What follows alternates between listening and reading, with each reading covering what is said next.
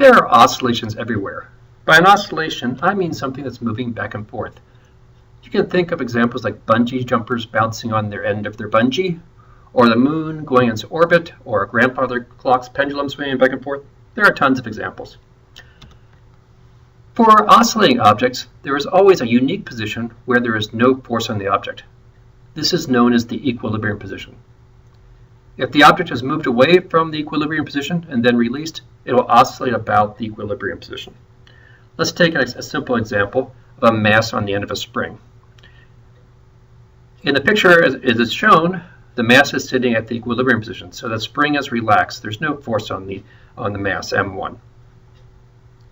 If we move at a distance a to a point where I'm going to call the release position, and then let go, it'll oscillate about the equilibrium position. So now we have to choose our time equals 0 and where the origin is. So for t equals 0, we're going to choose the time of release, and we're going to choose the equilibrium position as the origin. If that's true, then we can write down the oscillation as an equation where x of t is equal to a, the amount we displaced the mass to the release from the equilibrium to the release position, times cosine of 2 pi times f, which is the frequency, which I'll talk about in a little bit, times the time. We can see that at time equals 0, cosine of 0 is 1, so x of t is equal to a. So at time equals 0, we're at the release position, not at the equilibrium position. Go ahead and graph this. If we graph this at time equals 0, we're starting at a. Then at some time a little later, we'll go through 0, the equilibrium position. And then a little bit further on, we'll see that we end up at minus a, closer to the wall, and then we oscillate back and forth between a and minus a. Now, the same motion could look a bit different if we used the position of release as the origin, but still keep the time of release as t equals 0. If we do that, that says that time equals 0, x has to be equal to 0 because we're using the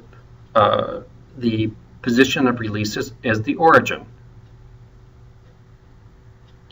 Well, to get that to happen, mathematically, we can just take the solution we had above and subtract off the how much we displaced it, this capital A, sometimes known as the amplitude.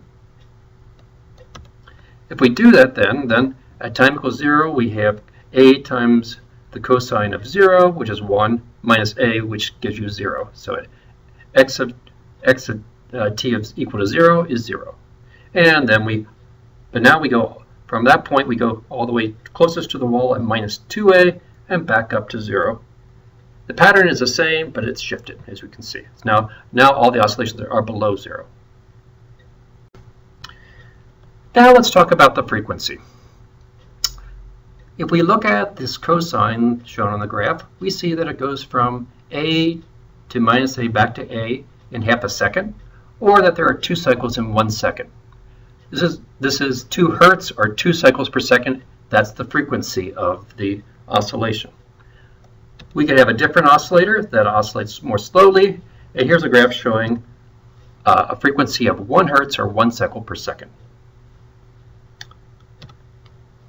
In this learning module, we've been talking about 3 things that characterize the oscillations. The amplitude, that's the variable A we've been talking about, that shows how large a displacement it is from the equilibrium position.